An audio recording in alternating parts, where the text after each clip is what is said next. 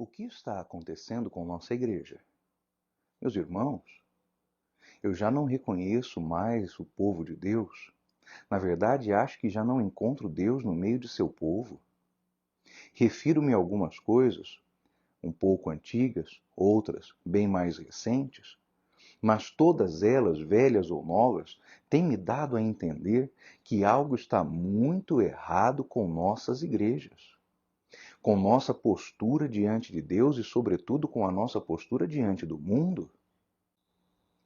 Eu estou me referindo a algo que nos tem sido imposto, já não de agora, mas de há muito tempo, em que certas práticas e ideologias se foram instalando em nossas igrejas, a tal ponto que hoje já não há controle sobre a promiscuidade, a perversidade e o caráter distorcido apresentado de forma tão aberta, tão escancarada, sem qualquer constrangimento, por uma quantidade aberrante de pretensos crentes.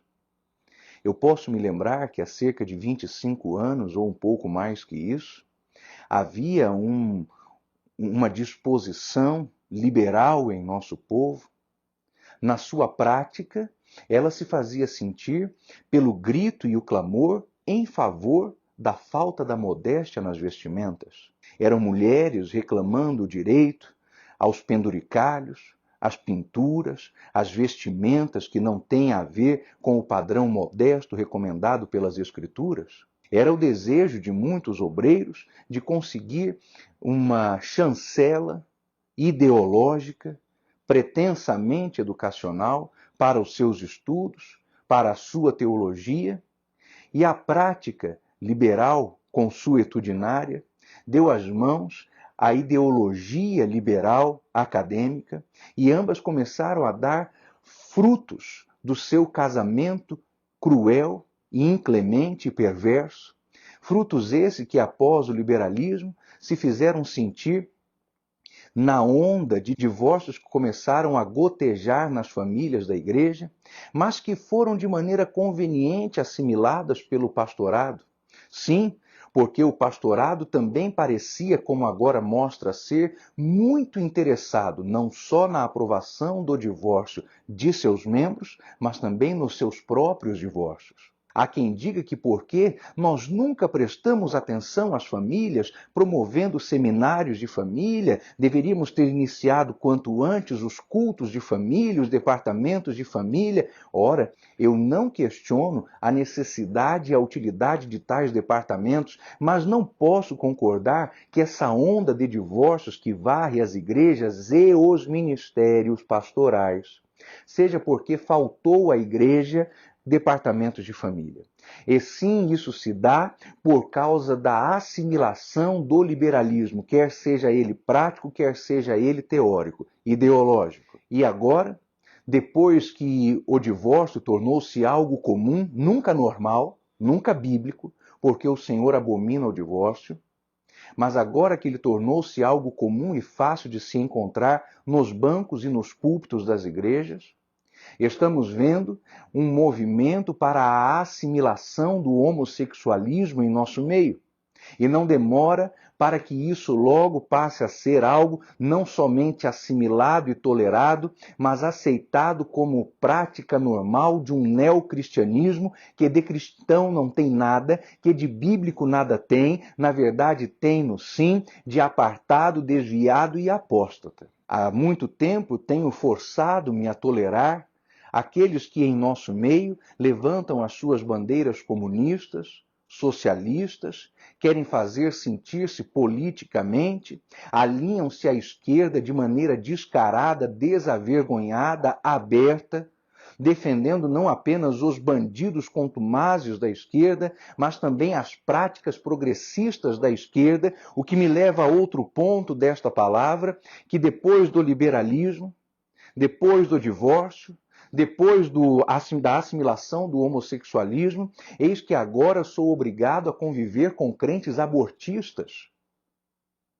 todos lembramos-nos bem, porque é coisa recente demais para que possa ser esquecida e até para que deixe de doer em nossos corações, o caso desta menina capixaba de apenas 10 anos de idade, que foi de maneira recorrente estuprada por um parente seu, até que veio a engravidar. A solução dos crentes, a solução dos cristãos abortistas, a solução proposta pela neo-igreja brasileira: mate a criança dentro da criança.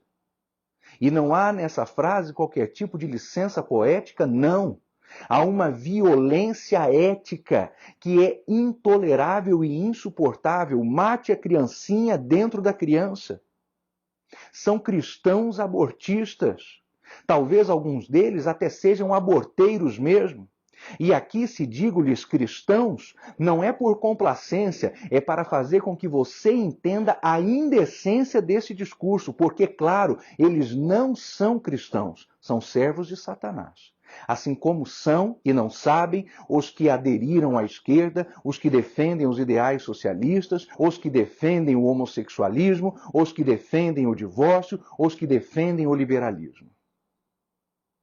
O fruto deste casamento, da prática liberal e sua ideologia, daquilo que se nota na vida cotidiana e no que é percebido no discurso acadêmico, já está dando mais um fruto em nosso meio.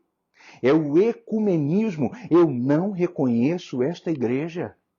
Não reconheço estes pastores, eu não reconheço os seus escritores, os seus autores, os seus articulistas, os seus comentaristas, os seus professores, eu não os reconheço. É uma dependência satânica das instituições humanas e terrenas para chancelar, para carimbar a atividade do pensamento cristão. A quantidade de pastores, de professores de seminários, aliás, de seminários inteiros, com seus professores e seus alunos, que têm seguido em busca dos ideais dessa nova hermenêutica, da nova homilética, dessas práticas de pregação e interpretação que são absolutamente opostas à Bíblia.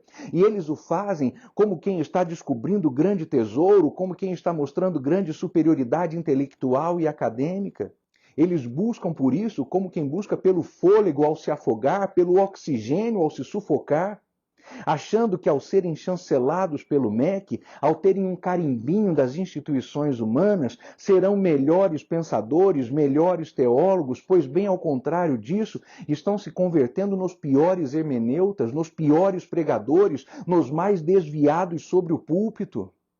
Essa tal rede de estudos sobre o pentecostalismo, que antro de hereges, que lugar de esquerdizados, são contrários à fé, estão agarrados aos suas próprias convicções, estão coçando os comichões nas orelhas um dos outros. O que nós estamos observando é uma derrocada, uma queda, uma precipitação de todos os valores espirituais. E em troca do quê?